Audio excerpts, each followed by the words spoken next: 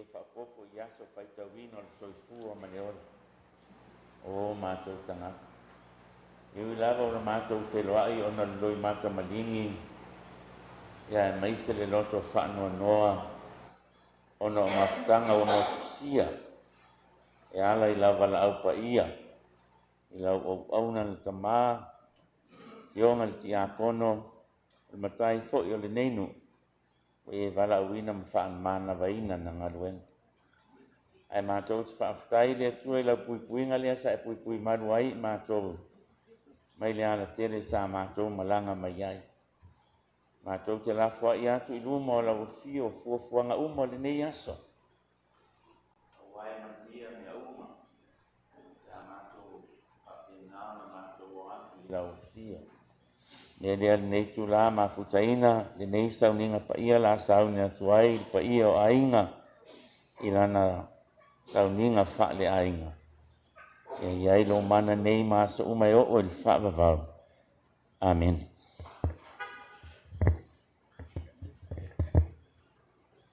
Kailau. Kailau e lau sungale, e ngai ngā mole. Tārsanga. Apa mole tantu ainga. Ya, ngisi foi o wo mai masang. Mai du mai. Mai ko ainga I komui. Mai fa mai fa ma ka ko fa pes. Sumai mai. Mai ma. Mai de picola. Ku pa ngoku oi. E mai ngisi. Rofia awai mai. E wha mango mai, pa ku mai I, ka ko ainga mai kong I riri. Sumai pena.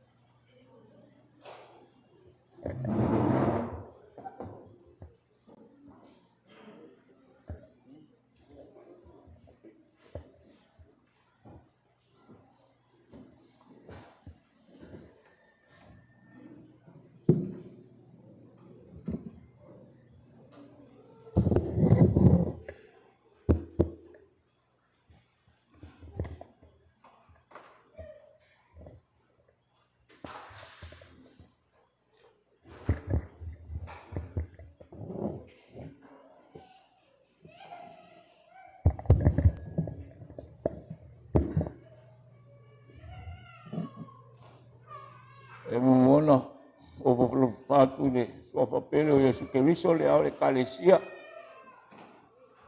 ele io lei saulinga mal tal fatu io le fenga renga o inama sungai pai fiau per tua ya tenan foyo ia tatu ainga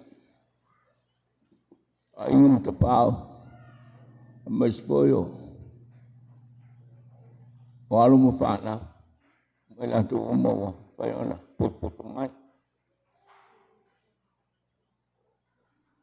Ai mole silafia, ole am te liang tantu tapu inga wapeo ini, te fungala awe, mole semini, ya la penon ne, ya apa ini, ya, ini. Kapo inga mulu mai, ya boleh bang,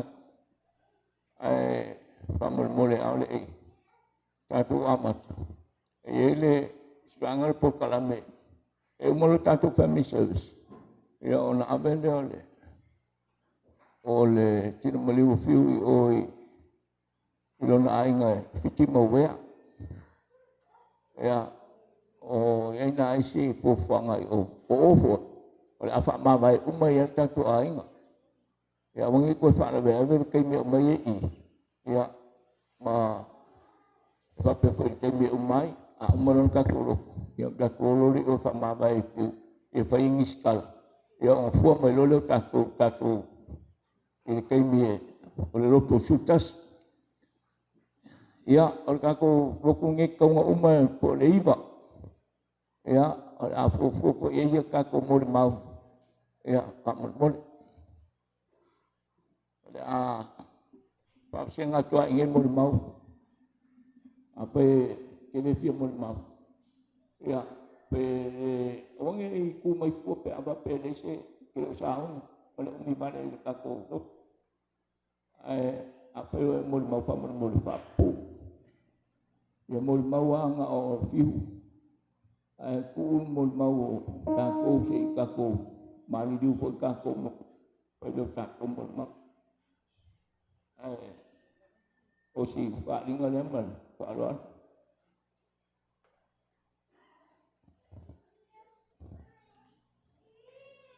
o ini pese saungi o ini pese se mai po pese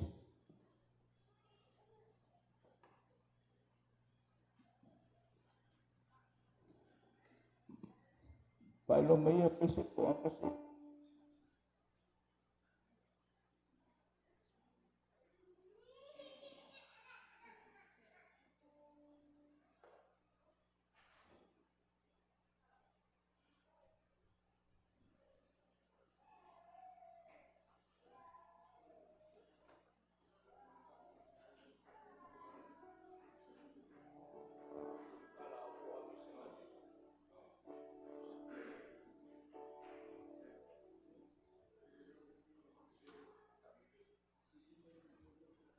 ya pikul pese mo piku afiang ia ada pese lo ngolo pa eu lima kas lima kas ngari dua ka kopes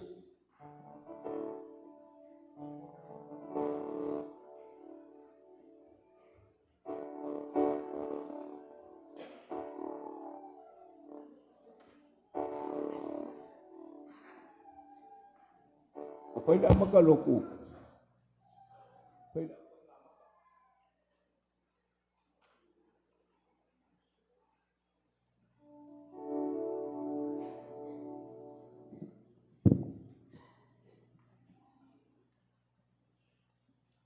ada satu tampo yang tulis tua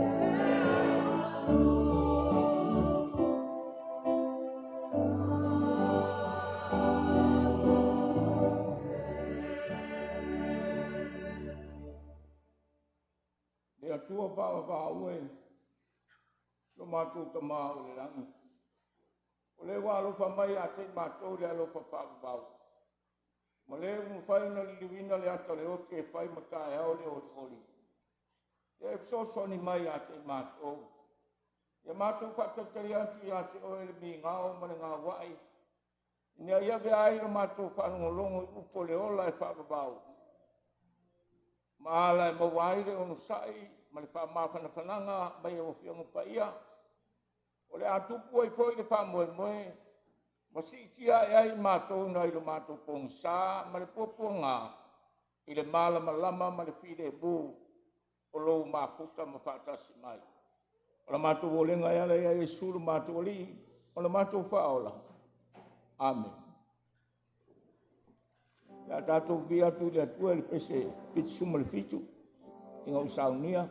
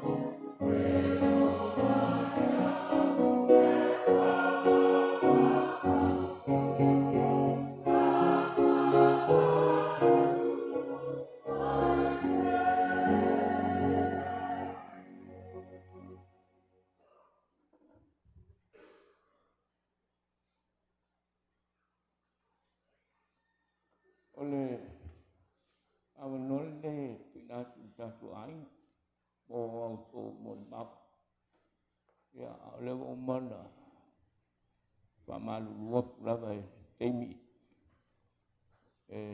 salwe to telo tanto lo kel ko ni me fi sangwai ya man alofa man manu tatu temi ngole ngai kameki la na avela tama la ya ona ko moli mai le mol kai mo sauning ona mi ka ngai ngai ali kasu kas ya la banol nik pa mol mole sumai ai fa pu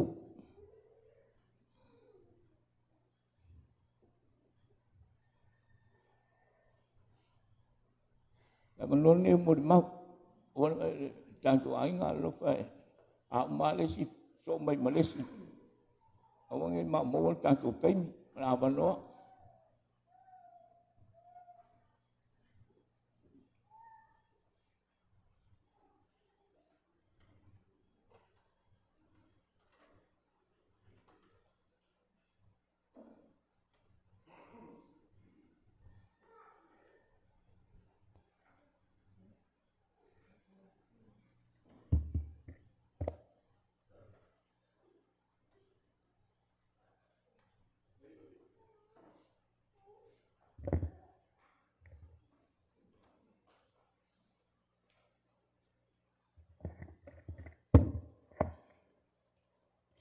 Ya, mama lawana o fatulo watu, ile mama lule ne yasu, ile fioma ile taita ile sauninga, lama to family service.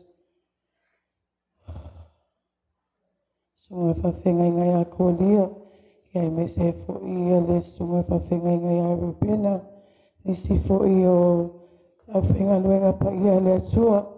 Mai se a o fatua sunga ya wa ti a ko no mo fatua pale malu la sila si taso ainga o mai masan lo fa pena ona fatasi mai le ne aso awale moli mawina o le aso shoma to tama ya fiu Loia ngutu ia o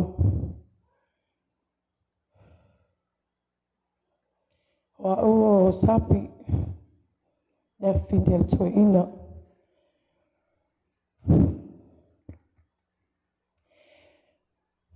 holo o fapena ona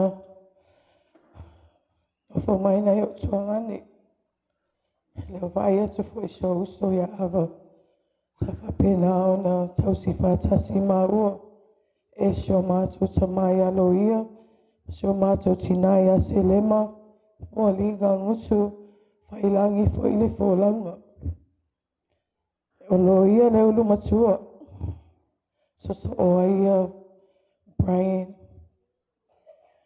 Larry Ava ai muli muli atia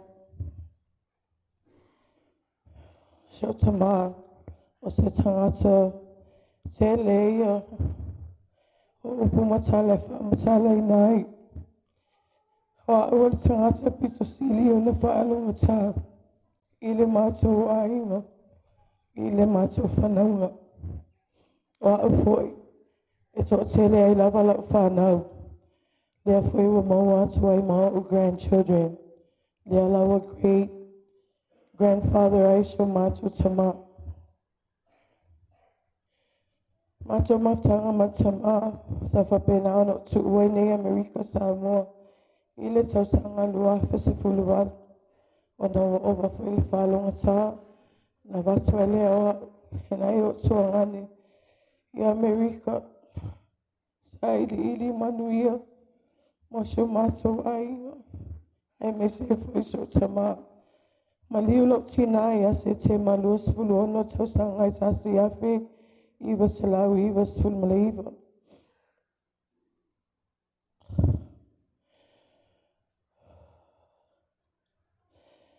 My dad is a man of a few words. I know all of you sitting here have witnessed my dad's life growing up, being around people being around the government, loving his family, loving his kids, loving his servants here in Masifau, not only here, but abroad. My kids, out of all my siblings and their children, are mainly the ones that was taken care of by my dad. Hello, Fana.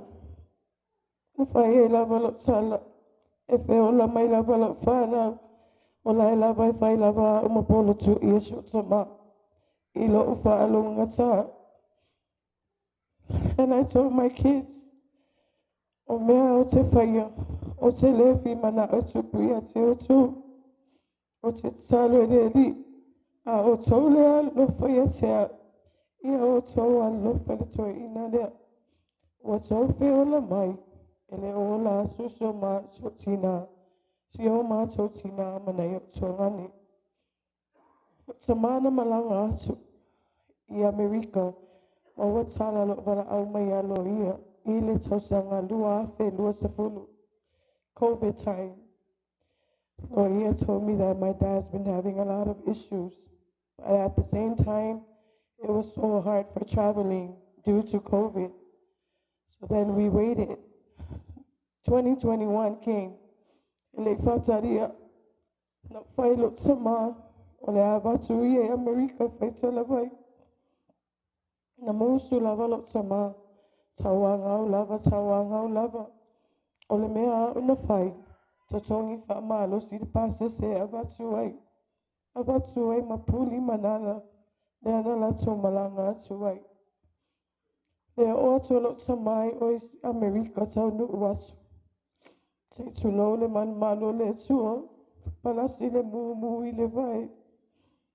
That day I let him rest. Afi. Ho wadu lo ave lo tamai le whanama. Haru lava le mato tau singa ma shio whanau. Malo si shio tama. Hai pei tai. Lua tau sanga talu e. O te I lava. O tala noa mai shio tama. O le lamu wana tala. I went, took him to the hospital nonstop. O te le kea, o te le popole. O te alu whaafia. Matongo mala whanau. Au te manao. Ia manuia lo tama. We took him to a neurologist, and that was our first referral. I seek second opinion because they said the symptoms that he was having was ALS. ALS is kind of like a syndrome that happens and occurs in the chest. E alu ana ilunga I le ua, alu fo ilunga le mafofau.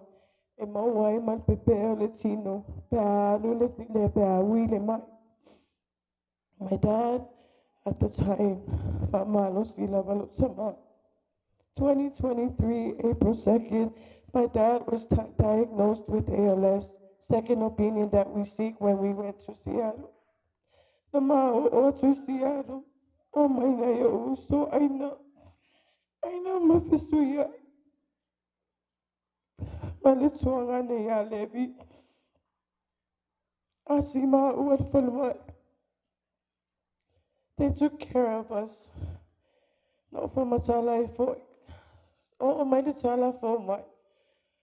Oh, Samai, let's try umise tiny. No for lava shoot sama. O say loa lava le popole le lot. I left for ali lava. Malana tala ya se a o sang. I went say popole. Help my lava le di ile o la male malo si ya se a. Ta so se ma futa I bear. Down the road, walu lava le mai. Halu lava le mai. Wale manino lava ni tala shoot sama. Wai una abatsu wai le pepo male peni. Etusi mai pole ale me ale fai mai ai. O te whaktaia lava le tua. O nei mai lava lo tamai le tino. Ai o lo o malama pe alo na mawhawhau. O lo o iloa o mai ia mea ilo na mawhawhau. O lo o iloa o mai ia tangasa mea o malava. Before anything gotten worse with my dad, I asked him, Ole ale fina ngalo le li ia se oe. Ole ale me se fia mana oe fai. Ia se oe. O pea foi de mea mai oe te sa oso ai. Ole mato malo whanau. Ole mato au Maui Amerika. Tala shota maa. Ia e alo e ave a wile fale. Ave a wile u a inga. O te ta oso ai. Ave a wile u fale. Ile mea na alo ele malo si o a umono tina. O whai atu lo ta maa wale lei. O talo la vai le li. Tau singa le ma iso ta maa ele whai ngofie. Au la u whanau. Le whai ngofie ina e mea umalava. Tau singa. O papalu i lo ta maa. O sui i lo ta maa. Pata ele lo ta maa. E o atu file mu tūlanga. Lidi e asi lo ta maa. O le tūlanga lea. Latu foi tuanga ne a Loia sau, atu sau. O atu foi inisio a inga na whapena na maso AUVA'A Alaska. I whaalawe lawe. O le mato tau ninga a malo tuma ta whapena e me se lo whanau tau singa. A lo utolua. Ma leo Tamaya Junior. Ia o elevators ngā so tama. Ia mato skepo e anu na ilunga le whale. Fofola ino le ia whasafa i e lo tama. Si ilunga. Au mai lalo. Si ilunga. Au mai lalo. Te whaftai le tua. Le tua lua. Whapena foi na mo welo nei tangata. Whapena ana file mu ai foi. Lo nei foi tangata whaalonga tā. Tele lava mea supu leo langa. Au te whaftai le tua ia wala. Ma mea umalava o amai. Amai le file mu ilo loso. Amai ni mawhawhonga le lei. Settle down and raise my family. Leo te leo whaai atu fwoi ne ainga lo tina.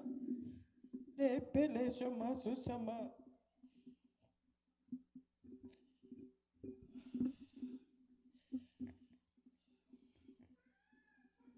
I don't know how I would explain anything and everything. Maliu so mato tina. Lua se fulu wono tau sanga. Alea lava e no fosho tama e leito e whai ainga. Te whaftai lava le sua i ainga. Ainga alofa whamaoni a te i maso le whanau. Ai le ngata i lea. Wapena whaisana ainga e maswau. E pele lava i lo tama. Tana lo tama e whamai so e atia. Ia tautu e o Samoa. O ena no foi whai le ainga. Ia o tau alo foi a file mu. Toi paule tangata lai whatari mai le ainga. Whai foi mea ainga totina. O e o sire ainga totina. Awane inga lo ia o tau. Pole ala wa fina ngalo le sua ia te au. Ia so wo e abese o o. So wo o muli muli. Ola usua fafiu. Ila o ainga e siri sava.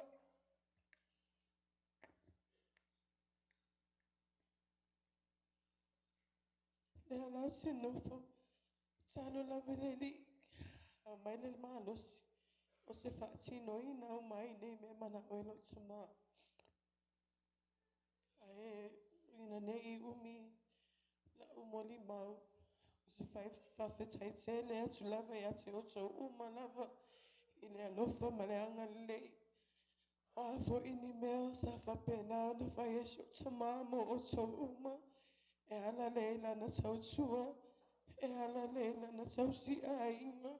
O la na alofa atu i ate oto. O lona loso. Atoa whai au mai mea. A wasanga sa umalava. E o fo i sunga i whawhenga inga e pele shio tama. E wha mua mua fo i ate ia.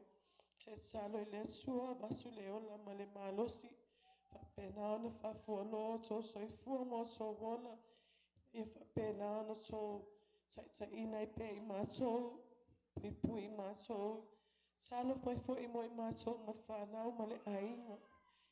Ia maua pe mātou ni manuia se tele lava. O a fo ini mea lo fa pe na ona nofo ma o tau o le malia i fo iso mātou sama. E malu a we fale a tau fina ngalo. Alo fale atua pui malu fa mangalo ia te ia. Ato te fato ese atu fo ia se o tau. Pe a le tau lau la tau sila sila. Ma la o tau fa fonga o a fo ini winga sase so mātou sama. Ia fa mangalo mai mātou. Ona lo swafa Yesu. Amen.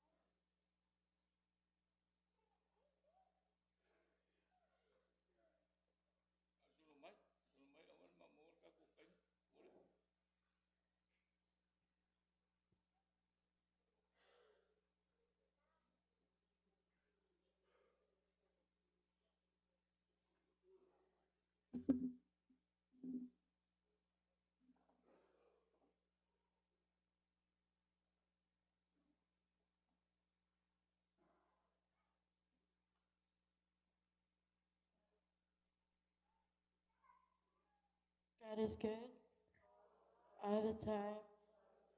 God is great every day.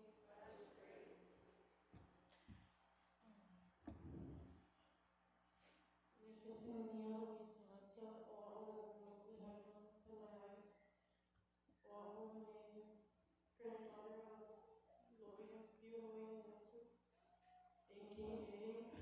his nurse.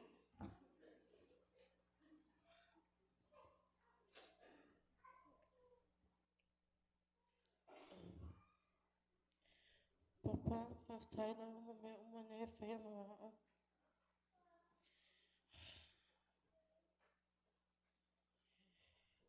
Ele umisa mani ma. Nalo faftai fia moni si utama.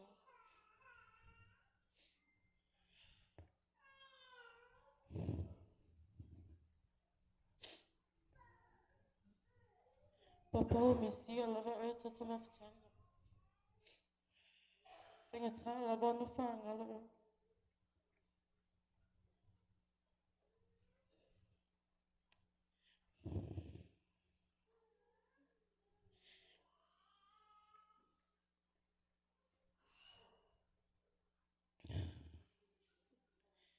Fata si me hati mato, papa.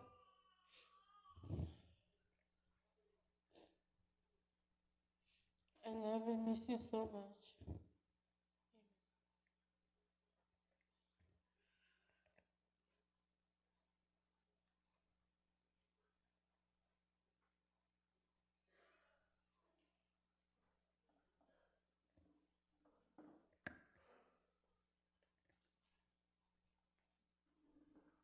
Faftaina mole avano.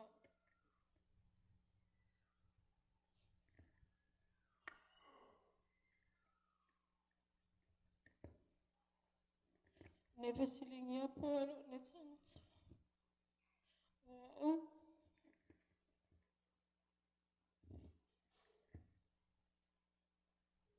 I feel swing over. Only granddaughter of you.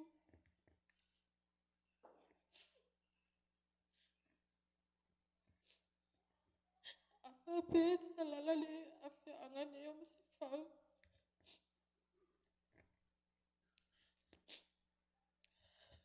Masalo to tell us in a fear. Much of time at Tama. What's my I feel? My family, sit too low.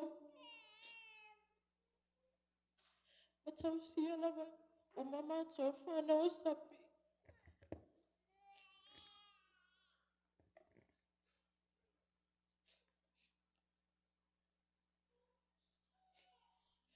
Le wamato matsu.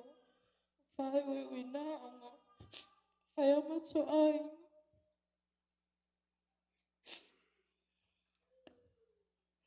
Ere umana mataushita ma. Samalanga tamai fofo. Ere tina amani sona yuso. Fa'awa wele ala tatausinga. Awa unenga fumetama pia so sambo.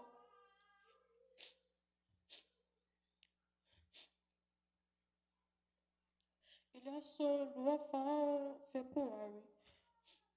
Na vile maile tina ya sapi. Mana ya uso. Mafetangi si mai. Fatu pula na me utupu. Afin mai. Ovai vai oksenia tama.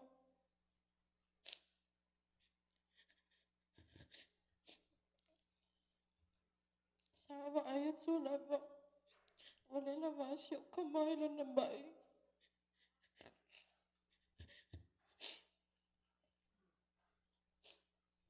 Sa utsangi. Matawa na watula tama. Yonu sa imay na lako sa Leia.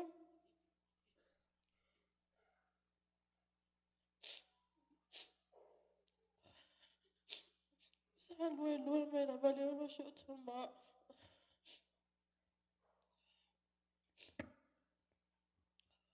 Mawala ba na matutufi malangay. Ili amatanga mati. Sa matson watso deo. AUVA'A. Ili fingo fiyan ma ila fiyan ay masyot mo.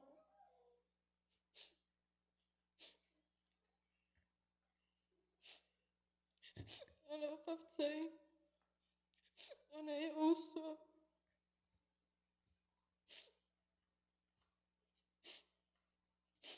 Faina mama oto ainga. Ay kusina ba ya papo.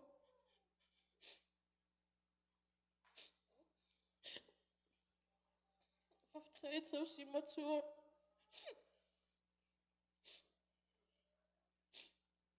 Faftay leon usai.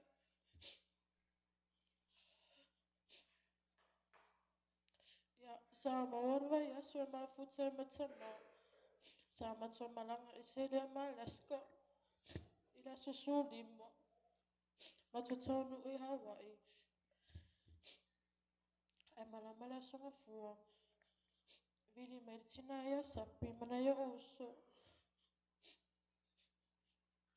Walu papa. Wala mafafa. Ay na mafaka ni meshyokama siyo akushokama.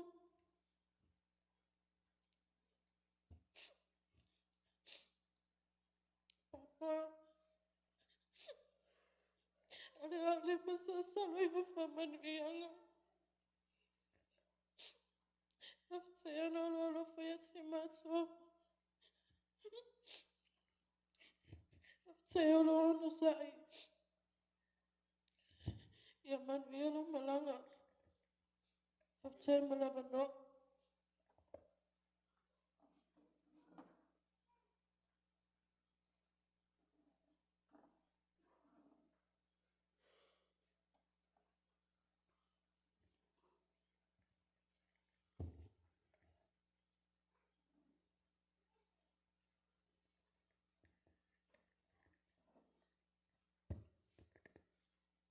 Eva mon mori.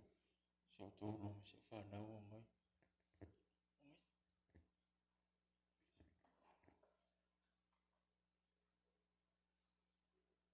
Ataro fatulo sunga tai e me se volo.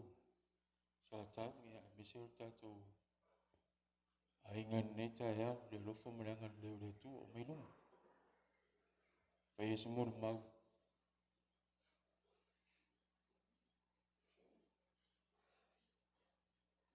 Ele semana tu e. Fai semua mau neta ya.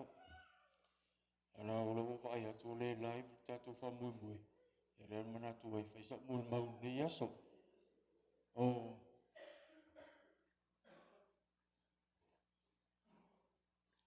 Ole fa na o fiu. Ya ese fo. O tene o sapi. E fai ngol ai ngol matutina. na fotini o ava. Me foi oi. Enga foi mātou tina. O Loia, ia, tau silfio le swafana mātou tama. Ia oprai e. Sa ele wofa whawhini o mātou tama ia so ie. Ia le alai whai ngoa ia prai. Ia oa. Sa aru mātou tama ile. Talaien whamtala mai ia. Sa aru mātou tama ile whontanga. Ia e mawala manoe matamata i tālonga whaia len PA. Ia ata alo tamo lewi bird. Ia lari ngoa ia lewi. Ia lari matango whio le tuan nita ia. Ngā tuwe ni mātou uso. E umarolo ia. So o tamalona lua. A tō waistunga maule a soni ata avale tai. Ia mātou uso na. Ia tō anga ia tui tai le. E lesi mon mau. Nara ngā whawtai tō ina. Mātou tamano tō singa wa umara o whanau. O tasiwa pa tasina o whanau wai. Na o whanau no lua so na o moe o mātua. Ai apela o sau puni matu whatau. Tō vei. E lea o mai ane i o wale pō nuu i o mātou pitonu. Ia e whai a pitonu ola wale i lera. O tō ina nei ia e le whailonga e whiu po o whiame o ola ai. Tausia o pe o le. Le tausia o la lima. Le alau tō sisira me te au maa losi o le. Lango o matau singa tō ina. Ia nau tō sisira i sia whanau. E so sko inga sais. Ia o le flavor. E maua o mai nei. Le a lona winga. Ia a tōna e whalala tele atu na la awi o. Ia e tau le mamafa mai ilo kore ilo lo ia ma. Ala ngā whawtei tele nā ile. So tu mātou tama. Stangata e lo tō mawalalo. Mantua e lo loto le. E a whai saalo mai tau le iwa iwa. Mātua ngā iwa senga korisi. Ai olo ngā lua nawa i tau i le Development Bank tuai. Ta sila i o tae ao mātua atu. A tau na mantua nisi. Tau so e tusi a le Development Bank. Iwa po le lua afi. Lo winga ma le loto furta ma le estanga tayanga malu. Ma e loto maulala. Ma tonu mo mātau no ui pampanga. Fitu tae mātou te otu. Sara lau ma uma pepa le vaengan are tulungo le awala. Pakara le mātou ta avale oso furta ma. E tamu mo e mele o whenga le wenga bank ua. Sau ni whaifu suanga o le uso e a poena o lia tāwari. O le winga la ola utala. Tolu vai aso ngā lue tau sa ili tusi a le Development Bank. Ai atua sa lau me le awala. Ano sisi fo tangata. Whaari se le fia fia. Ale mentura i mai le taia. Nā le malingi au na loi mata.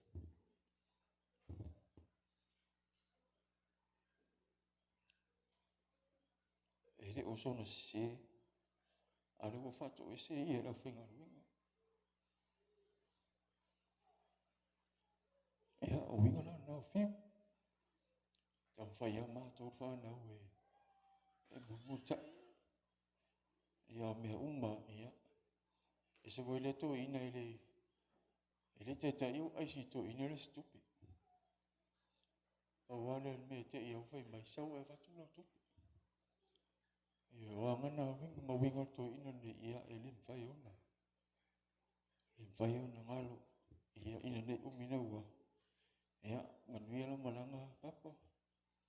Le nuu ngalo i tinga. Ia tātia ma tātou a inga ma tātou nu. Lea mātou te nei. Ia sa mātou mulu maupupu lea. So mai lunga. So mai lunga. Ia whaftai mulu mātou mnu ifo. Manuia sau ning.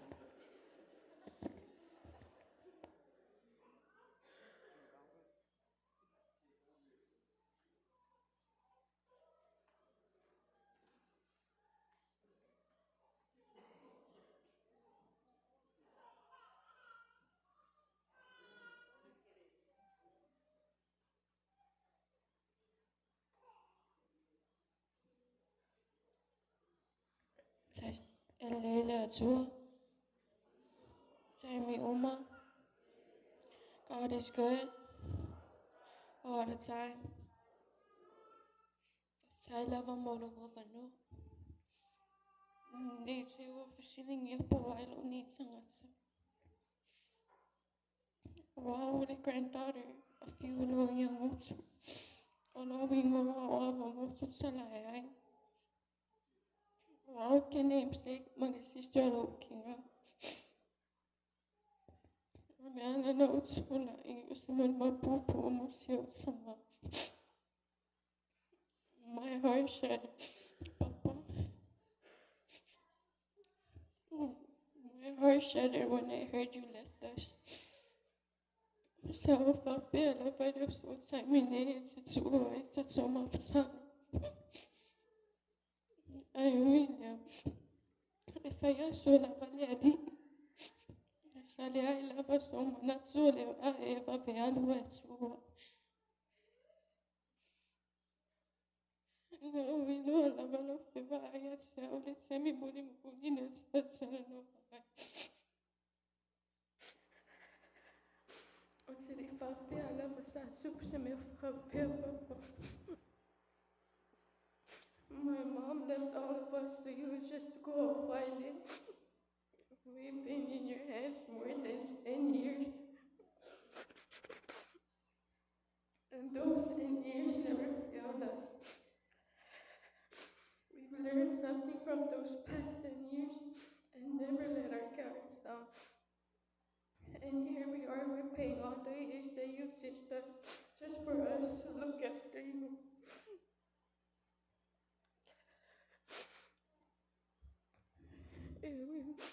Mas eu sou uma boa filha, né? Foi mal não foi assim, mãe.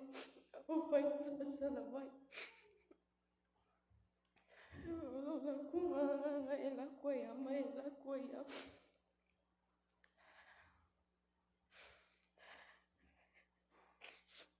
We still have so much to go through. Papa, remember when you told us to do what we need to do and think straightforward about the future? Remember when you always agree on me and my sister's stupid plans? Remember when you drop us out to school every morning and pick us up after school? Remember when you always let us do whatever we want? How we're supposed to live without you? Every Sunday, you did never want us to stop going to Sunday school, even though you know we didn't want to, but you forced us to go. Remember when you pulled my hair or slapped my shoulder when I don't listen to you? Even when you were scolding my sister to do chores or anything you see that's messed up. You did never stop the house, even though we know you were tired after you run some errands every morning. We have so much memories since our childhood. It was so unexpected when you left us. Even when we haven't seen each other in a long time. Atulitolutsa sangat satsilitsa bahay. Malitsa sangat wa afelot sa February ono na maliusiyot sa ma.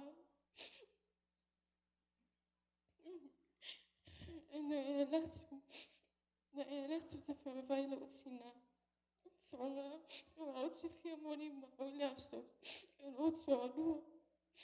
Fakwala yalo kinga ya oi alu. Enya masisika fia oi. Yalo la ia falombo di ma. La kufama lama mafuanga ngalenga faya sa kong maswekinga. Manood sana na fay.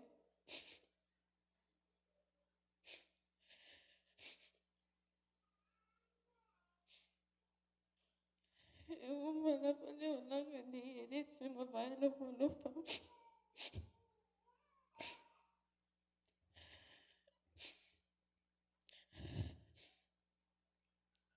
Sa muna mapupuna siya wafafine.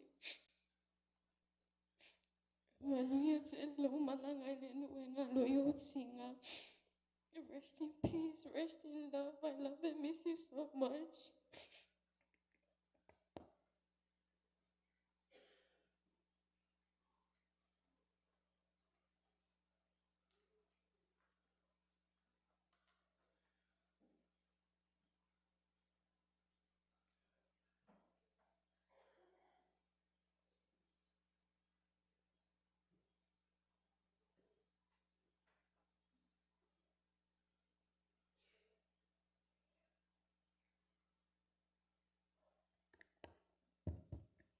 Olo ingoa puli, oa ole sama sapi, olo tamao fiu, pupuan mun mau.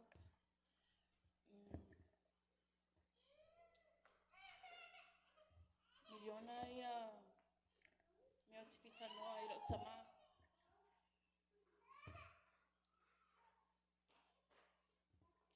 Tasi laban mea timisia ilo tama.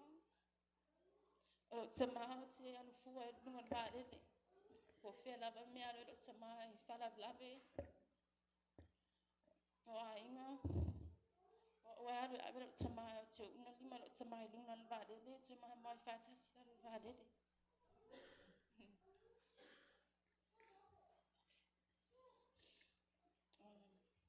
I want to share some of my favorite memories with my dad.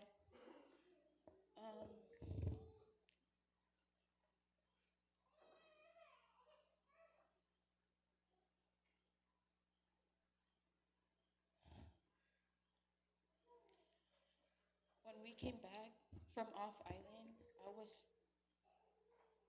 was enrolled here in Whangaitoa High School. He was the reason why when I went back off island, when we went back off island, I came back with him and I was homeschooled. Ona ia mafu anga hono fai de fale.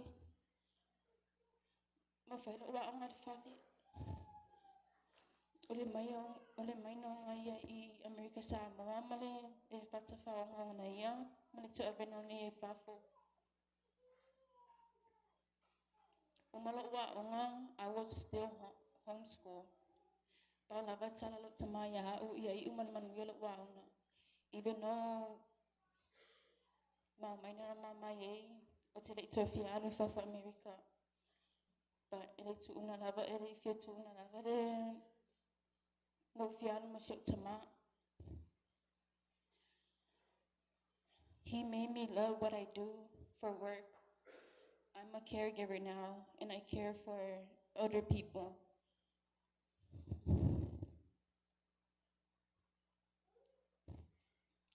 I would work, come home,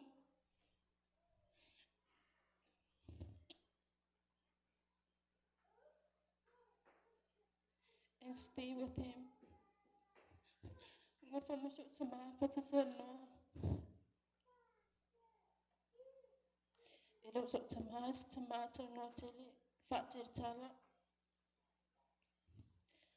there are times where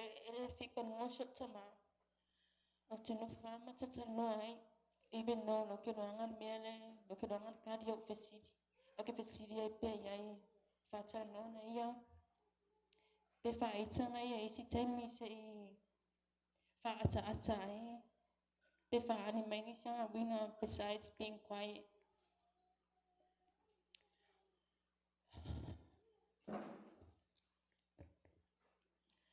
It's faftaila wala tama wa mam lama I ni meole.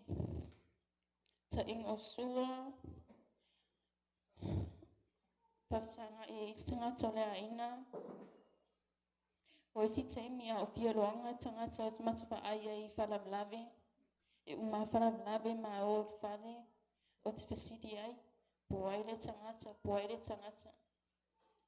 Ile tai tu unga fama lama mai lo tamawa. Fama tala mai au. Like how we're related to the ngata. Papa, Papa tala mo lo fama wa. Ada misi o ta mafsanga. Al misi ni va ya sola sau. Ole atu o se fai malanga ma shofana. Masih inga. Etele anu ma. I love you, Papa. Thank you for everything.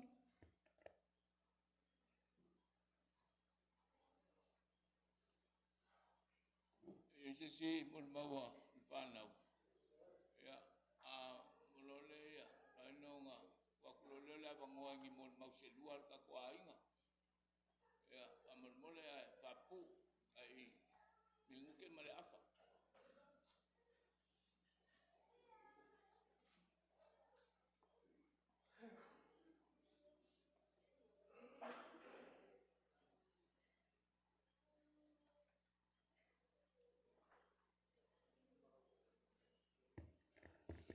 Ya,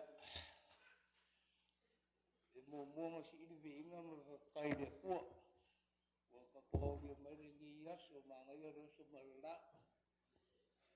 Ai, au se aso pia wo te ma. O o rese mo mau. Ma fara kala ya Loia male. O kire sa fa so mo mo kiro ka. The water fi, mo mau fi. Yo tau singa.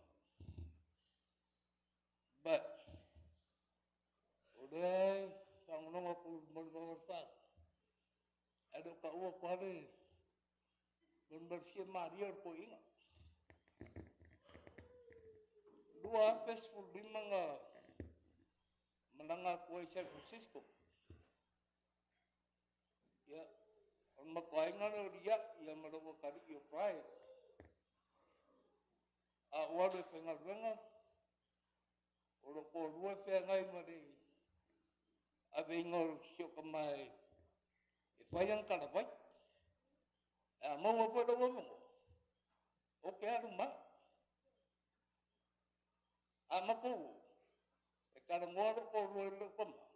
Ko kala ngor ko ma. Ya pa penga na pai. Ayo ora sunga ma o nga ma. E kau ngang ko par. Ayo lu mara ngang ora kam. Ta ku sodi. Ngara ke ro ngang wara. E pa indara kau. Ombi ku pero ora kam. Ai akar ko inga fa mai ya. Ere ke inas. Ya ora fi ma dia ngar ko inga. Amao. E fa ya ngo vinga ngai. Fi Maria pe mau a o man ma kwai mo lo ka e pai mo jo o lo ka mo nera o lo ka o le mo fi a ma si o man ma sfa a ka si ka lo ka ri e si papa i o ko bo e lo si le fi papa i o le fare mo ang o lo ka ri e fi a de mo ka si ka lo ka ma pai o la ke le papa i mo sfa ya ngo fa jo ka ri fi a sau a fa ko lo ka ri pero lo papa o le moa pe mero papa o mo samu era po aku mo ga ko mo i mo ra o yo a le nganga fa kai tama anga e lo ko lo e mananga ku ye kyo kama o le ma ke ngo foi e kau si ma ko so e si ma ko ainga o le lo ko lo fa ko ma e ka ngo ko whatever going on at my household he'll help out social media fight it help out lo kama I did help out da ya pa ni de pink de me pinko ai e sa wa fa mai pinko ai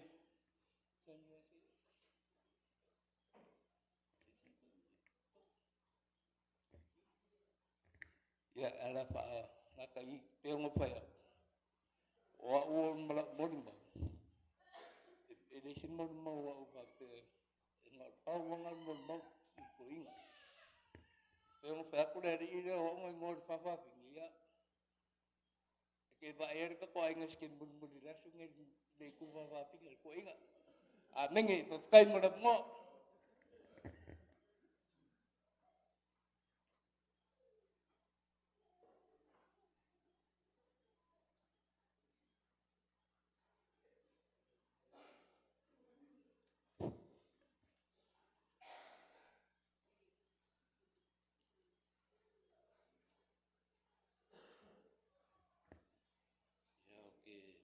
ngaku o le vinga ma whawhkai e le mwhai ki kia lo ngā lofa ma lo ngā lei sa malukia ino o ko wola leo ka ko mwhai o ngā unia e fo i le ngei aspopok ko e aso fo i ko wha ia fiu ko ka mā ia loia ia e fo i alivi inga i le kua a kongu fo i o silingia ngisi o koupo ai le ngei ngaka whakawaa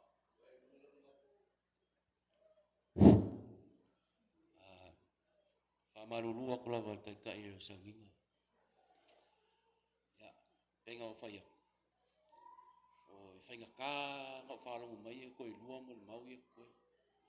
Le ala le la ngau sau. O ngal ka malingi. O kua asa sa ngā lua i ngei malu ngei se kulok whaisa. O wha mafa pari ma sa rai pari ma sulfitu pari. O le ngai kama, ke le i o le ma ko mafukanga ma kama, i le whaingo fie. E ko sisi ku, pe o nisi le kama i a kia. A oa ma kuai, i se mea, o lo iam se le mai, ma ke ngofo ai, ngofo i o lo ngā ainga, sakalai. I le mwhenga ngalo le ngei kangaka, o le tamari ngei. E lua upu e mwhenga o whanga inga e le mo le tamari o le kaukua ma le alofa. Le a whanga kau e sesi o le whanga mongi mwha maungu. Kolu uskul kausanga o ngā lua e lau wha. Kau kua ama, ngai au mākua. O le kamala wal ngei ma le ainga o sakala isa kau singa māku. Ia ala ngai mangu le kaimi. Ai, Loia, ko whawhiu. E le ngalo oi. Ia unga ringa le lei sa e whaia ngai au mākua. Mese lau ainga. Ai mese i lava ia kia ngei.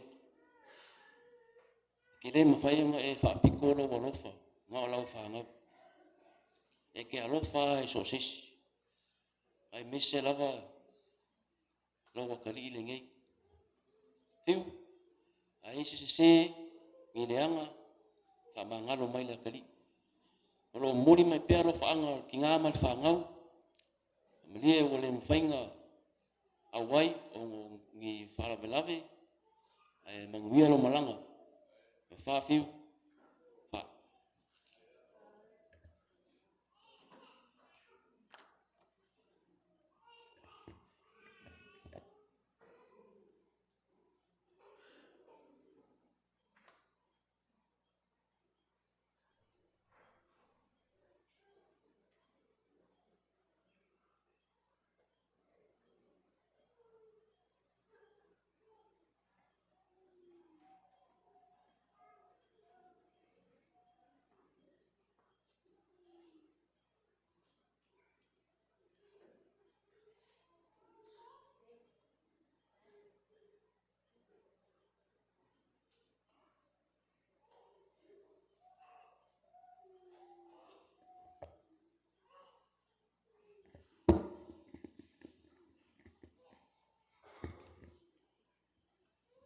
Malole soifua.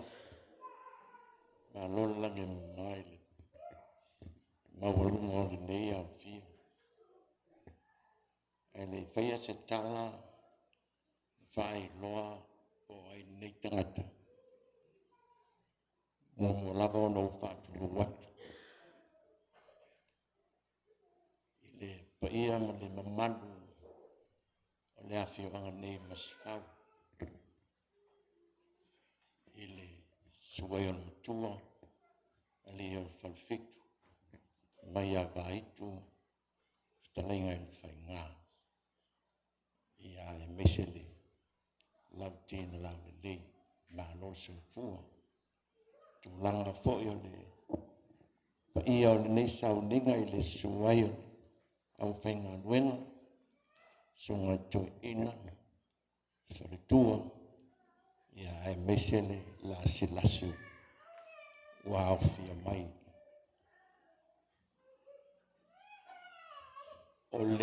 O no le teimi o le ane whamautu ai nai se whamatalang. A o au si la fia umai le nuk nei. O le tamafo i a fiu man whanau. Ia e le to e tau whamatalai. Ai mo nisi e le o si la fia po ai le nei tangata wai tau te lewa ai a te au i mea tau ainga. Ia po le tau nuu fo. E se le meo te sa wai. A te se le lapo le ale mea ua. O tua i o tau luma nei sau ninga mama. Ia. O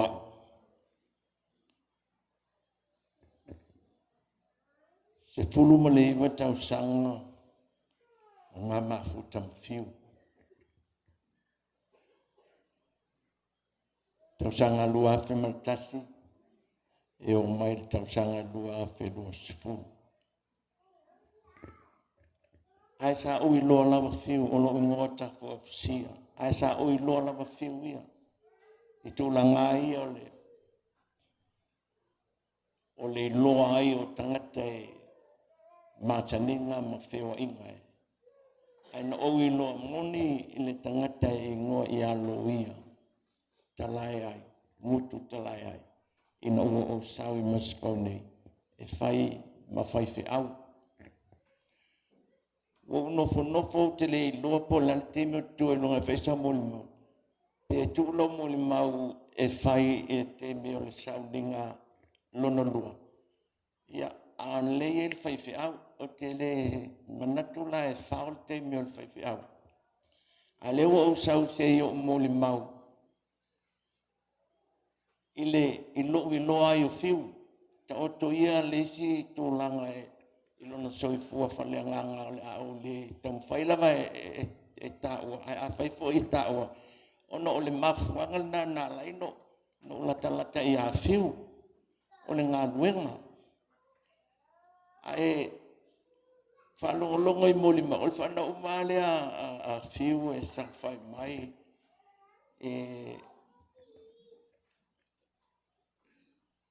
O le fatu le nao fiu. Lana whanau lea. Malona a inga. Whapena foi lana e kalesia. O se ta maa lofa. E la te le whailonga tangata. O aso uma e mataku te whelua I em fiu. Po te asia tfo. E matatala noa e whaasoa lama. Tūlanga o le soifuanga masani ai. Tala noa I lana whanau. I au siona ainga. Na moli maule. I le toto o le whatoa. I le tausinga a fiu malona ainga. O te moli mawatu. E wha mauni le alofa.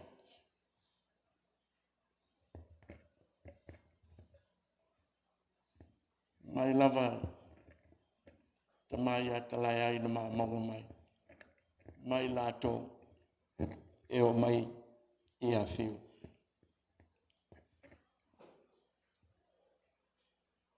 E anō whai atu la o tam whai ai tala noa I lo fiu. A fai foi o sopo ia le situ.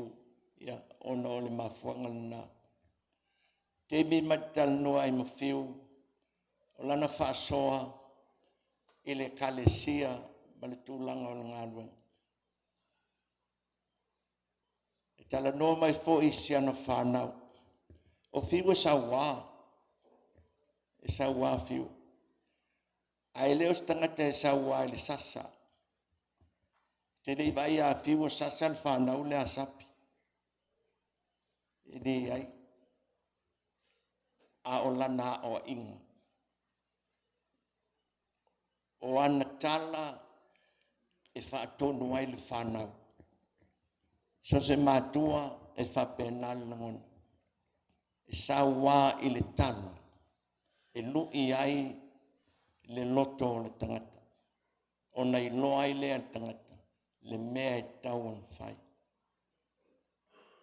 Mo le mau Larry. Vānelo na sua whamatai. E ui ana nofo Larry o i asau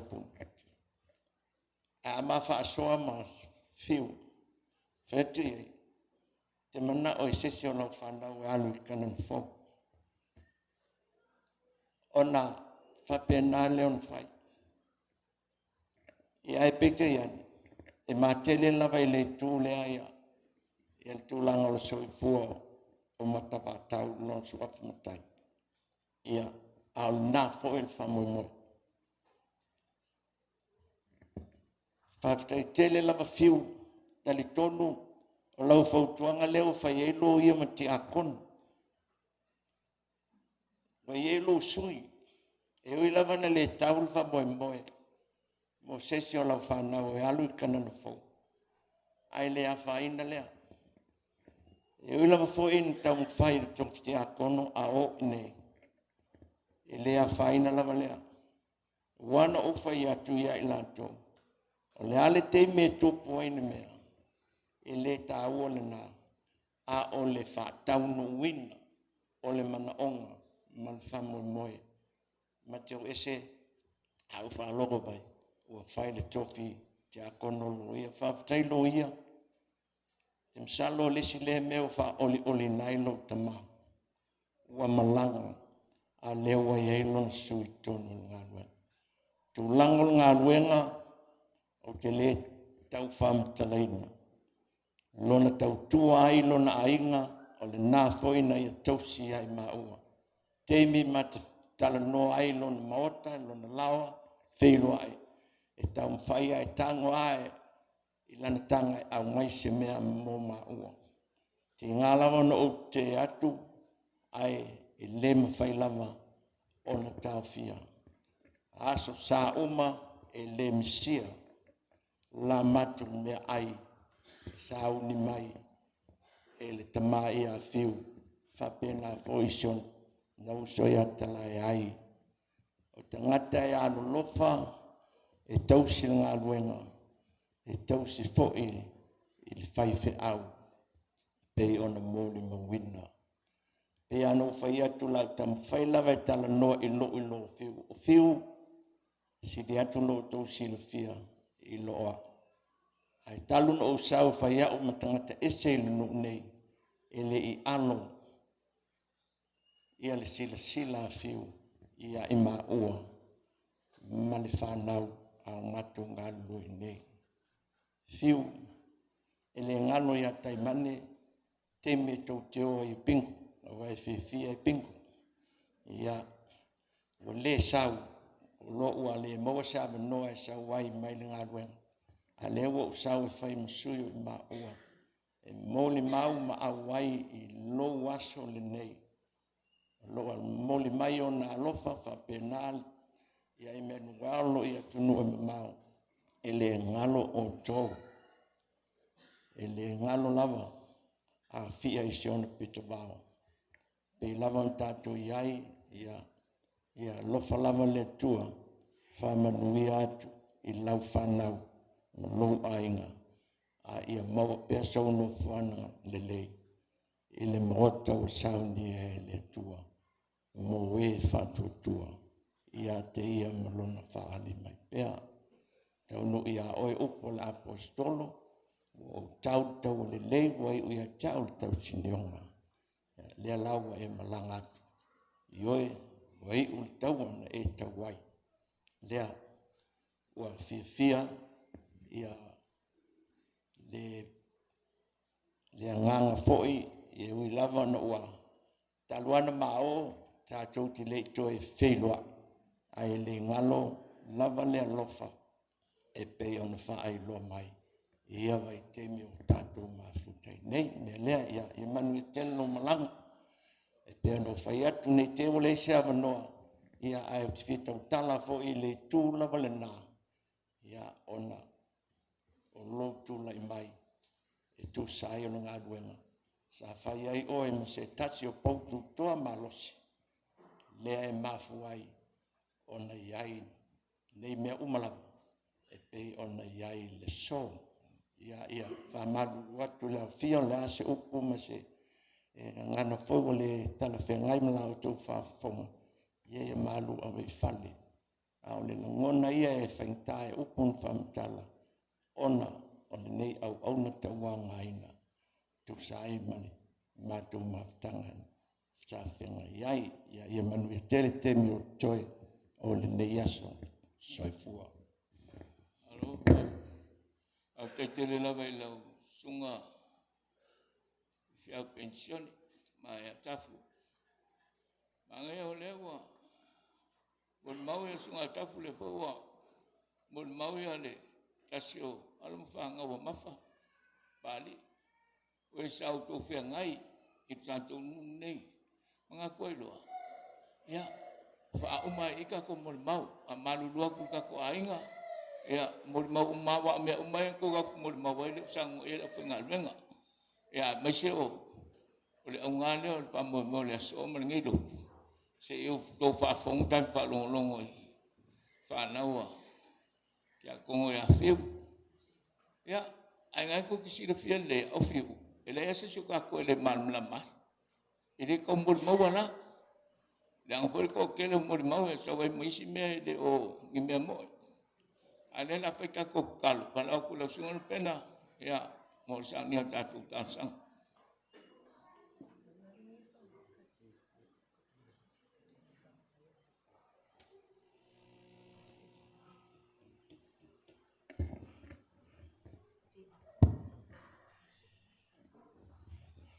Yo tātou te tālu. Maolonga ia se ele. Tau tala I le awa tele ma le mingau te tau wai.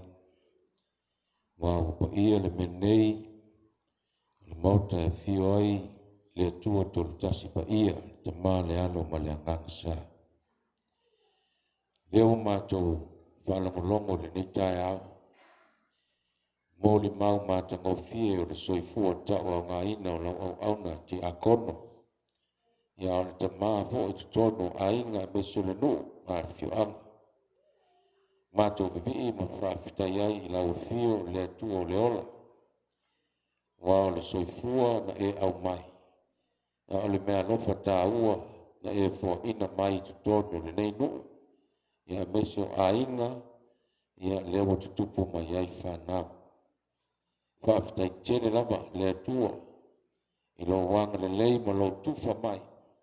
Ia le lava wa whailo na soifua. Ia ma la mepa susulu. E no mātou whaalongolongo. Ia I lo na soifua. Loto maulala. Ia le anga malu. Ia lo na soifua. E fia e tausi. I siana whanau o mea lofa. O tofi. O whaatangata I na aina I o mātou ainga. Ala nganga whaafitai le atua. Wau. Ono mātou vala ma le tamaa o sa ili matangi a tunua mamao. Le lava wa whaia lo whina ngalo le atua. Ai le whaia so mātou loto. Ia lewa o mai lo na tino. Titono le nuu ma le awhio anga. Sa tautua ma ngalue ai. E meise o lau au ma lau ngā luenga. Ia malanga whaatasi mai. Na nisi o le whanau o ainga. Ia whapena fo. Au le awa noa leo e te tala. Whiloa ai fo I mātou ma inga. E lai tū o le vai. O lātou wāno lofa le tamalea. tuua me tele lo lato fenga ia au malanga mai yo mato mori mau fatasi le ne yaso fia lau au fai ngā luenga tutofi se o lava ne mato fana tau mai le nei nu whaafitai lo wanga le lei lo manuia o na whaululunga se o lava se ga peito titi o mato fana whaafitai tere lava le atua i lo wanganga whaamafana fana a mese lava i tuaso le tau ma le mua le ola a whai tatala ma te tea i mātou ono le oti. Whaafitai le atua i au awhionga pa ia whai lava masulu ma malama lama i o mātou wala. Whai loa mai foia i mātou e leo le oti le toi upo le nei ola. A le ola manu malo, peo na manu malo a ia i oe le atua. E ala i lo walo i Yesu Keriso na maliu. Whalava au le sa tauro matanga. Ana e to soifua manu malo. O lo manu malo lina. Le lava mātou te ngālu lue. Tau tua i lau fe au ma lau ngālu enga ma so se tofinga. Mātou te whaasiu si umata lava iai. Walo mātou wala le i malo i le ola. O umona e tāpena ina mo i mātou umalava. E a whai mātou te salamo. Matalia ma le loto maulana. O Yesu e whai ma whaaratanga i o mātou anganga. Me le mātou te whaafitai tele ni aso. Vea le soifua o fiu. Te tono o le ainga, o le nuu, o le kalesia, o le whainga malo ma le atunu. E whai ma vi inga o oe lo mātou matai. Ia mai tō mau pēr ia te oe. Nei māso umalava e o le whaama mau. Ia mātou whaato ese i o luma le nei tai ao. I le atoa lava se tangata i le soifuanga le nei. Mātou talitonu, i me lape aila na tautua. Ai foi me lape aila na taitainga i te tono le ainga tau singa o le whanau. Ia me se so se au nanga. Sa i loa ai le nei te maa i te tono le nei atunu. Ia whape nā foi mātou uma, tono le nei mota. Mata mai la au whai ngā luenga te tofi. Ia a me se tono le no nei. Ia ma le nei maafutanga. O a me o mātou se ma a leo ai le vāwhia ngai ma leisi tangata. Ia a siri le vāwhia ngai o le tangata ma lau fio.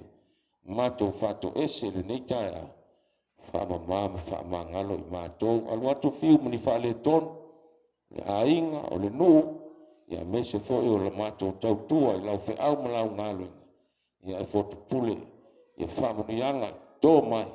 Ia isi e whaamanuia ai le nei au fia ma mani. Ia maua le mawhanawhana nai whanau. Whaalongolongo lava i lātou moli mau e misia le nei tamaa. Ia le tamaa e pele ia te ia siana whanau. Leo tuu na o lātou o mātua oti. A mātou te talitonu. Oe lava le atua. E te pui pui, e te whesosani, e te whamanui. Ia tau wala atu i ainga. Tu tele mai tu tau langi. Ia meso le nei nuu ma le kāle sia. Ia whaamai se fo i lo wanganga. Au na whaife au. Ia Alan ma le kāle sia i ma se whau nei. O leo e wala uina ma whaamava ina ana whi au. Stasi fo i saanga lue. Pau tu toa le kāle sia. Ia pa u se toa. Tu lai se toa. Ia maua pēlo mātou fia. E au na i lau whi au ma lau ngā luenga. Whaamanuia lava, na ia mātou ainga, malanga ma mao mai, e ngata ia tunua ma mao, au sio mātou motu atu a oi i Samoa, lau au whai ngā luenga tofi, o tu ua lava ngā luenga ma ulotu, au o mai, sio mātou moli mau whaatasi, ia le neita mā tau a ngā ina, ia le mātou te tala tumu pele utu, ia lau au na taitai, me sio au whai ngā luenga tofi, ia ua lava le ngā luenga, lo lato ngalu lu ai i le farsa ma le farsa ia bi ia lava oe le tua no lato soifua whao ngā ia manu ia tele lava le nei nu ia na whao lulunga ia ta mama tina mātutua whata otolia maua le wha malolong ia a meso le wha maisenga o ngā lau wala au pa ia peo no mātu ia i le ni aso o ma au me mamai ia o whaatasi mai ia mātou tau tofu, le ngona, le nganga whaafitai ma le fia, ia ono le nei mea lofa tāua, ia o maua le whasota inga, tonu o mafutanga o siosi o le lava o tatala i le fina ngalo alofa o le tu ala loti ya la mātou talo lea o nia tele lava e upu fola a mātou whaalongolongo se teimi whaatasi ai ma mōli mauta ua le soifua le nei tama ia whai lea matala e le lei lo mātou wola tau mo whai i le nei olanga ia o ngā i le tāpenanga le tangata ia i le aso te vala awina i fo i mātou manui a inga ia manuia fuafanga o tutoe meso o sauninga ta ia le to ina ma le pulenga ia fai lava me uma fa maulunga lovi inga a tu maulo mato fa maulalo ia o mato talo ia le nei tae tasi ma talo lilo o foi natu fai lo fina ngalo au lava ni fai o mato loto ia manuia le malanga o auna o so no fanga mau le langi fa tasi ai ma o lo mato matai ia le sofa pele Yesu Kristo mato te fia te talo na e awa lo mato te mai o le langi ia pa ia lo suafa ia o mai lo malo ia fai lo fina ngalo le lalo langi pe e fai le langi e foi mai a te mato le asne mato me ai te tau mo le as e fa mangalo ia te mato ia mato wang sala e no mato foi no mato fa mangalo na atu ye wanga langa mai ia te mato au foi le te inga i mato i fa so ia la vea ia i mato ai le leanga wa e o le malo male mana a to male vi inga i fa va lava amen.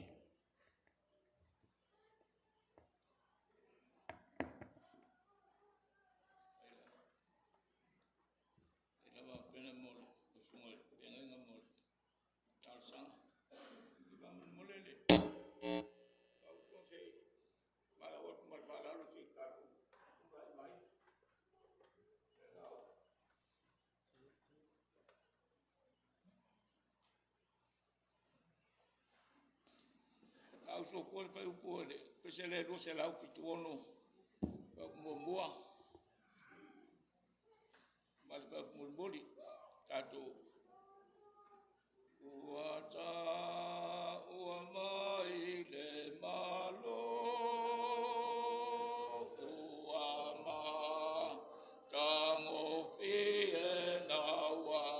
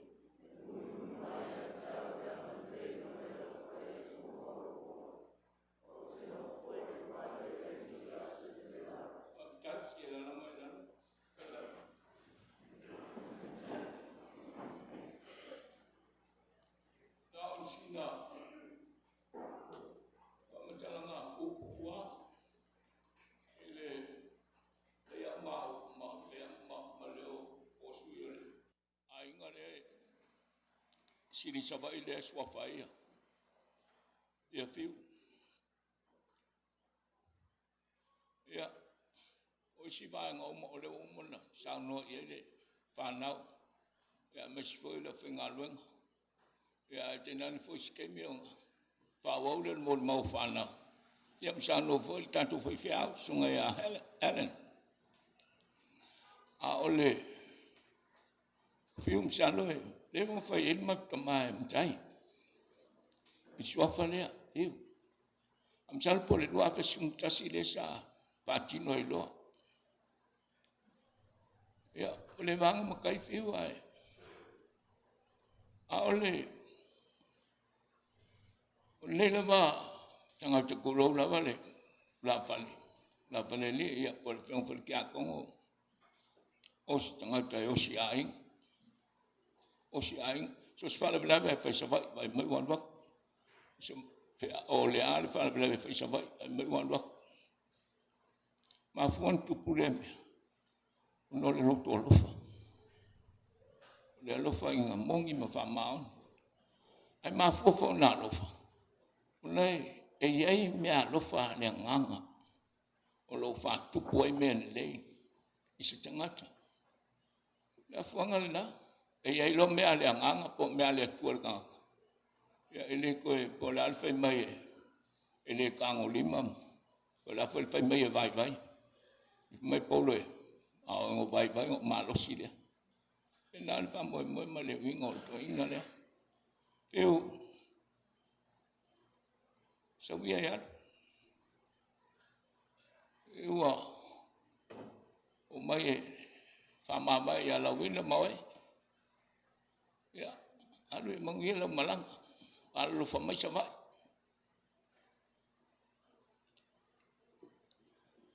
ole sina upu fa ma fa ele swafa ole alu ole ia o le suafa foi o le tuatou taspaia na tulava ua lona sauga le aufaigaluega le kong foi ua lava taoso soifua ma le tatou ola e faatuatua ia i le ia sisi mea o le viga lea o le tatou ua i loko faatuatua i lava laga ola ale lo se fa ko ele se me ala fon o lo o ka o fa ko e me fa mo le fa me o cristino faith is where is to believe in what we do not see now but the reward of this faith or that faith of your faith is to see what we believe now ole salamu le salo le ya se le ka go le manino mal mai ai me ka wa le kong fai ka vi ka fai lo mai ka mai e sia foi ko fa longo o sa mo le fa ngalo ngisio ba ngo le salamu le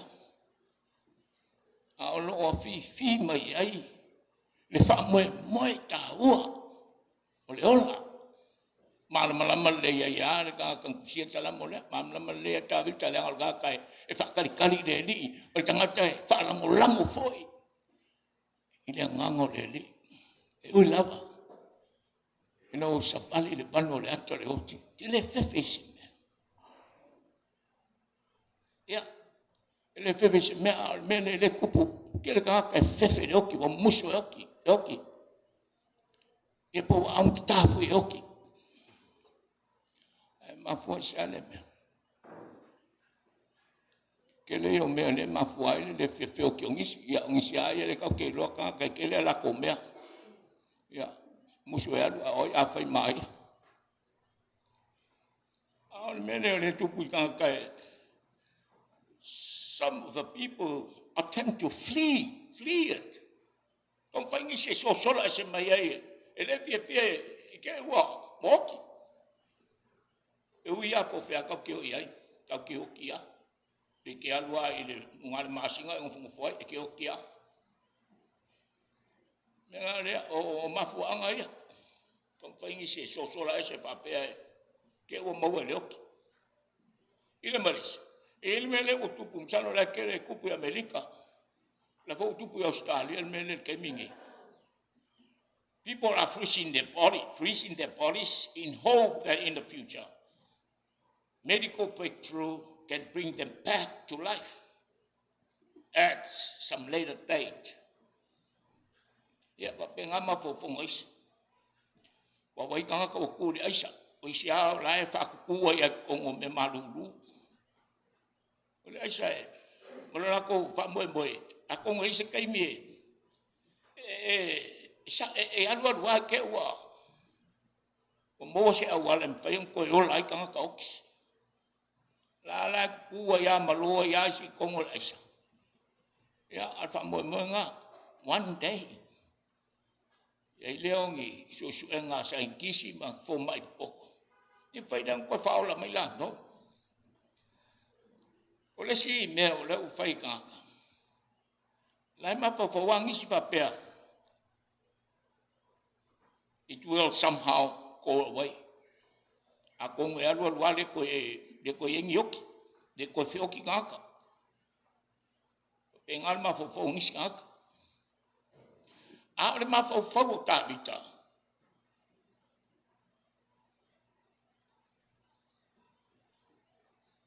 Ole ot. E yel kaimi. E yelung kaimi. Some like David who faced death. And he realized the people's days are numbered. There will be an appointment with death. So what about out? Ko whaka ko markai mi oki ai. Ar mea mautinua. Mea facts. Mua. Death is a sure thing. Imwhai ngalo is. Ole mea mautingoa kau ke whioki I walk through the valley. Kalarea David wa o. Savali levan. So David simply walked. And he knew death could not be avoided. May man laman kavika, ilon le kavika. E ka mi oki ai. Alem fai foi nga ke au se oki pe fi ngau Jesus. Alem fai foi nga fai se le oki. So it is a sure thing. Well, let's see fact. Yeah, Paul Memotino. Death is a sojourn. Olonga binga. Ele o se mea nga kai I. Ole oki is only temporary. Never pe au ki nga. Yang arki ngwa laku malolo le.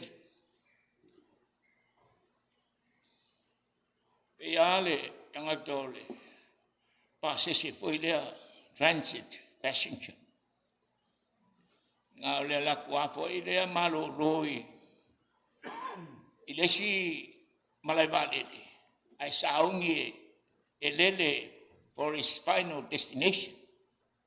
So we are like transit passengers. Ole okila nga ose mea volele malolo ya. So we do not stay there. We walk through the valley, not in the valley. So, death is not our final destination. So it's a temporary passage.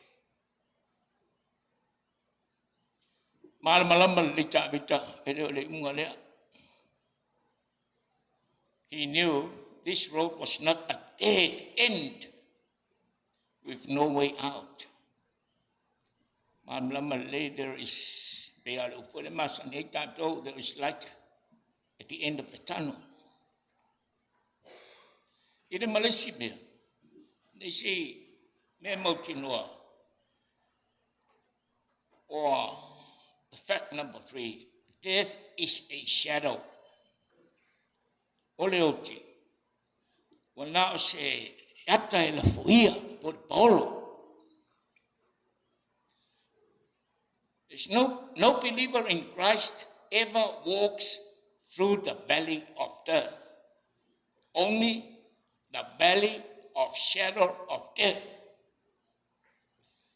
And then there is a tawo le mangale pe awa mai hele salamo. Tato umala ba we fatu to mutal ton. Kau kisava valley ile bangu le ato le oti. Ai ka ku kele o ile bangu le oti.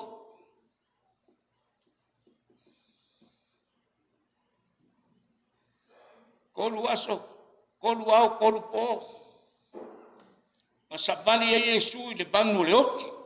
Then he emerged from the empty tomb. Masabali Yesu ile bangu le oti. Ai leo le bangu le aka le oti, le bangu le aka le oti. Le mengasa balik, le sabali ka kau tengah di patu tua. Le bangu le oti. Le sabali ya Yesu, kolu po, kolu au. Olaya di kunga mau. So for mang malo. Behold, I have the keys of death and Hades. Fauta uayang jao liki ulioti masioli. Yeah. The believer only walks through the valley of the shadow of death. But Jesus walked through the valley of death. Elesi malo malang fangap. O mangile o nga lafa ile ilitung mauya. Ia pole o lusang tu mauya kinga. Ona kulolele malo malang fangau de kabat. Wafika ngisi ako maki, ngisi.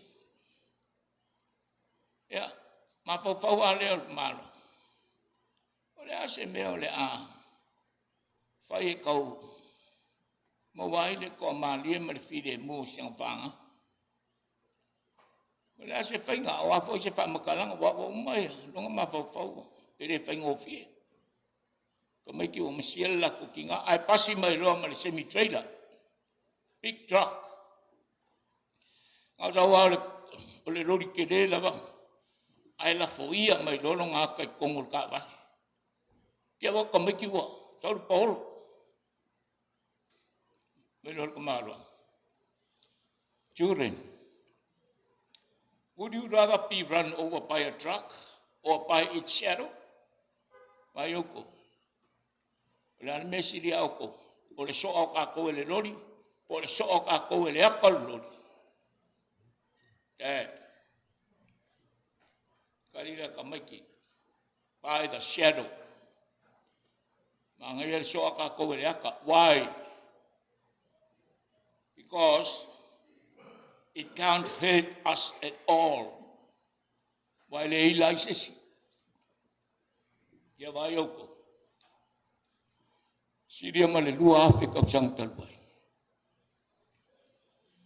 So when the Lord yoki so Yesu maliulia more than 2,000 years ago, the truck of death ran over the Lord Jesus in order that only its shadow might run over us. So the Lord yoki Yesu al fingangalo le mal famoy mo Yesu ia soaka koele. Ele ako Lord wafo ele license.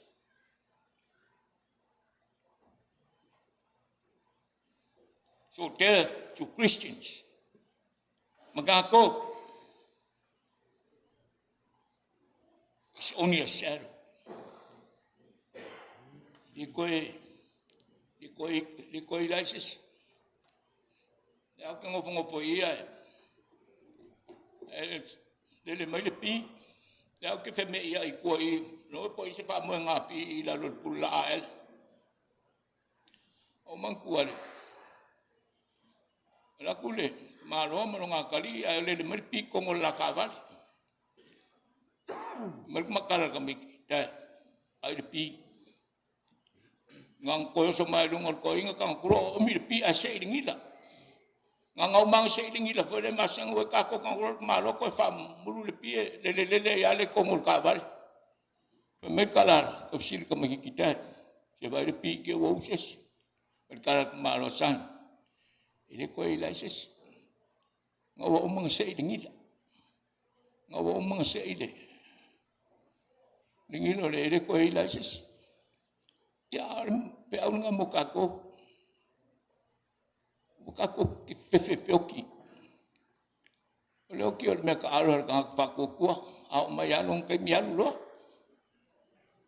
o tol fa now mai se ka ko ai ya awale fangongo le walu ko kama le menga sawai o inge nga fa mo kumaya inge fai pepa ya ngalu lo le wa sa orang malanga le this is going to his final destination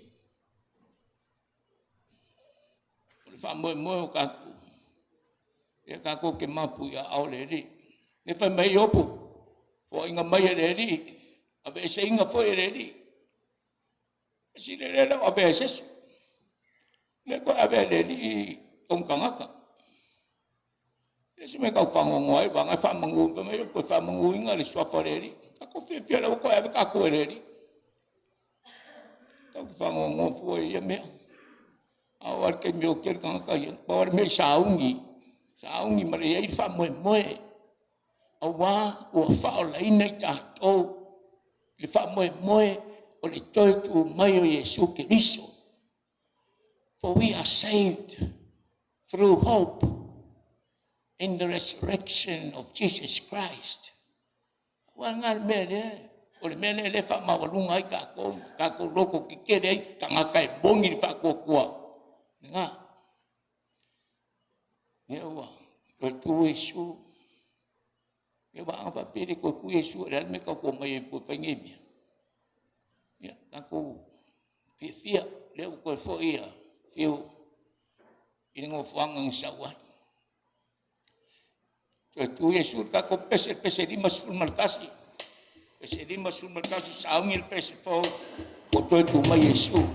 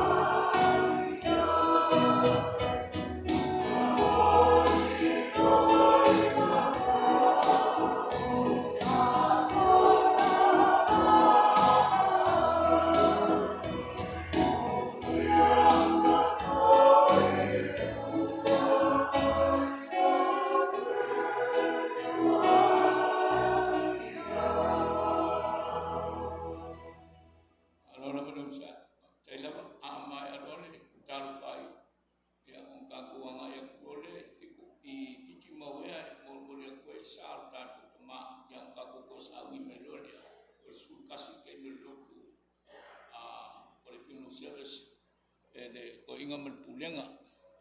Kato pai uli talo. Ya te o tau malama le alo whatungoa, ma le alo whamutumutibale, mai le atua le tamaa, ma le alo, ma le anganga pa ia nei, e ia o whapau la. Amen.